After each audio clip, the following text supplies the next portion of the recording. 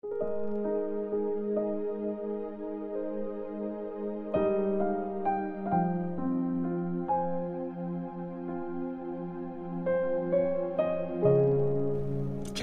chapter 49. Ang judgment ni Lord sa Ammon. Ganito naman ang sinabi ni Lord tungkol sa mga Ammonites. Wala bang mga anak na lalaki si Israel? Wala ba siyang tagapagmana? Bakit inagaw ng mga nag-worship kay Molech ang teritoryo ng tribe ni Gad at doon nanirahan? Kaya darating ang panahon na maririnig ng mga taga-Raba ang ingay ng gera. May iwang wasak ang lugar na yon at masusunog ang mga villages na nakapaligid doon. At babawiin ng Israel ang mga lupaing inagaw sa kanya. Magluksa kayo mga taga-Heshbon dahil wasak na ang Ai. Umiyak kayo mga kababaihan ng Raba. Magsuot kayo ng damit panduksa. Umiyak ng sobrang lakas at litong-lito kayong magtatakbo. Kasi dadalhing bihag ang Diyos-Diyosan niyong si Molech, kasama ang mga priest at mga officials niya. Kayong di tapat, bakit niyo pinagmamayabang ang lakas niyo? Nagtitiwala kayo sa sarili niyong kayamanan at sinasabing walang susubok na sumalakay sa inyo. Magpapadala ako ng ikakatakot niyo na manggagaling sa mga bansang nakapaligid sa inyo. Magsistakas ang bawat isa sa inyo at walang mag-gather sa mga tumatakas. Pero after nito, ibabalik ko ang kayamanan ng mga Ammonites. Akong si Lord ang nagsabi nito. Ang judgment ni Lord sa Edom. Ganito naman ang sabi ni Lord na makapangyarihan sa lahat tungkol sa Edom. Wala na bang marurunong sa Teman? Hindi na ba nagbibigay ng mabubuting payo ang mga marurunong doon? Nawala na ba ang wisdom nila? Kayong mga taga-Dedan, tumakas na kayo at magtago. Magdadala ako ng disaster sa mga descendants ni Esau kasi dumating na ang oras para parusahan sila. Pag nagpupunta mga tagapitas ng ubas, di nila kinukuha ang lahat ng bunga. Pag dumarating ang mga magnanakaw sa gabi, kinukuha lang nila yung gusto lang nilang kunin. Pero inubos ko na ang kayamanan ng mga descendants ni Esau. Nireveal ko na ang mga taguan nila, kaya wala na silang mapagtataguan. Pinatay na ang lahat ng mga anak, kapatid at kababayan nila. Iwan niyo sa akin ang mga anak niyong naulila. Aalagaan ko sila at makakaasa sa akin ang inyong mga byuda. Dahil sinasabi ko, kung ang mga hindi deserving uminom sa baso ng parusa ay uminom dito, sa tingin niyo ba di kayo paparusahan? Di kayo makakaiwas sa parusa. Dapat din kayong uminom. Sumumpa ako sa sarili kong pangalan ng Bozrah ay kakatakutan, pagtatawanan, tuluyang mawawasak at gagamitin sa pagsumpa. Forever na magiging wasak ang lahat ng bayan sa paligid nito. Akong si Lord ang nagsabi nito. Nakareceive ako ng message mula kay Lord at nagpadala siya ng isang messenger para sabihin sa mga bansa, magsama-sama kayo at salakayin ang Edom. Humanda kayo para makipaggera. Gagawin ko kayong mahina sa harap ng mga bansa at mamaliitin kayo ng lahat ng tao. Dinaya kayo na inyong pride at akala nyo lahat natatakot sa inyo. Naninirahan kayo sa mga bitak ng bato at nagtatago sa mataas na hill. Pero gumayaman kayo sa igil na namumugad sa itaas. Ibabagsak ko kayo. Akong si Lord ang nagsabi nito.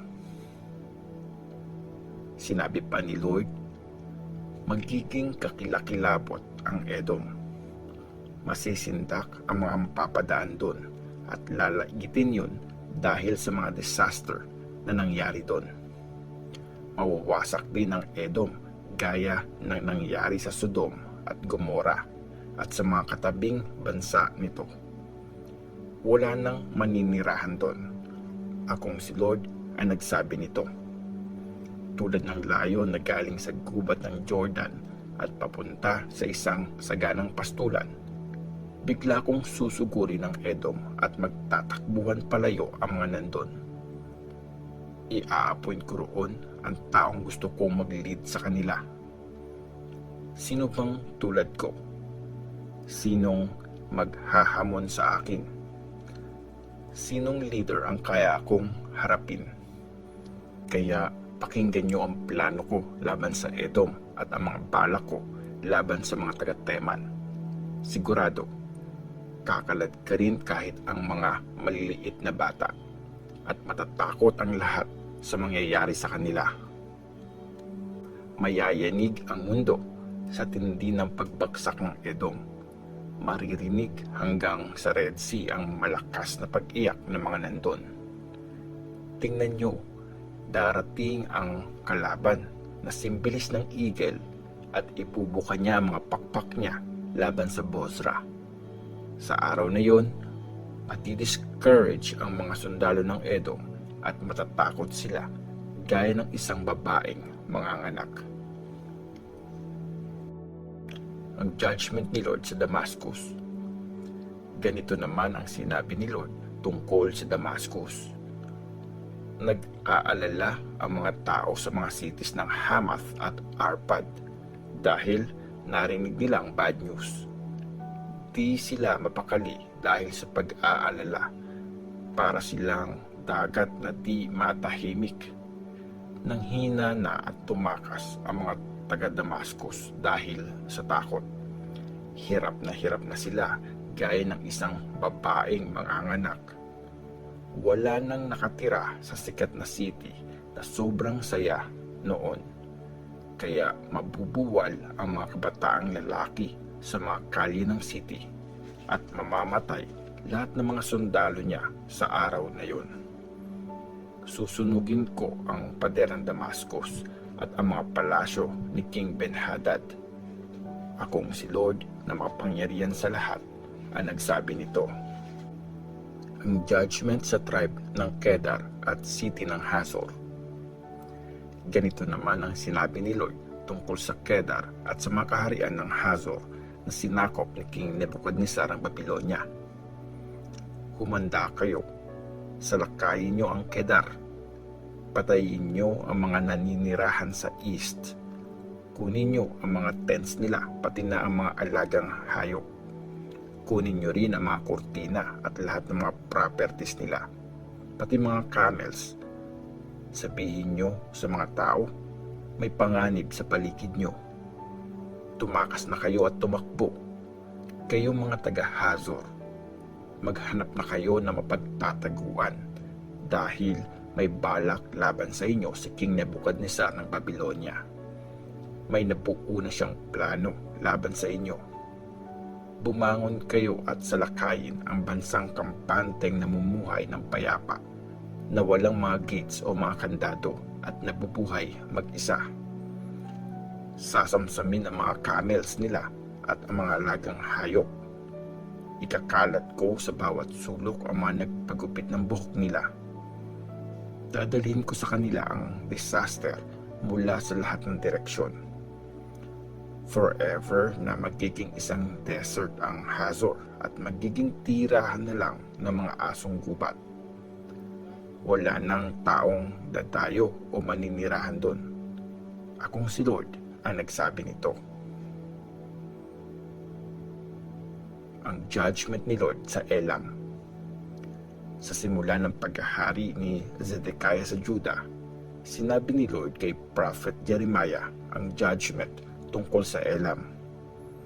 Ganito ang sinabi ni Lord na makapangyarihan sa lahat. Babaliin ko ang pana ng Elam, ang simbol ng power nila. Papaihipin ko sa Elam ang 4 na hangin mula sa 4 na sulok ng kalangitan.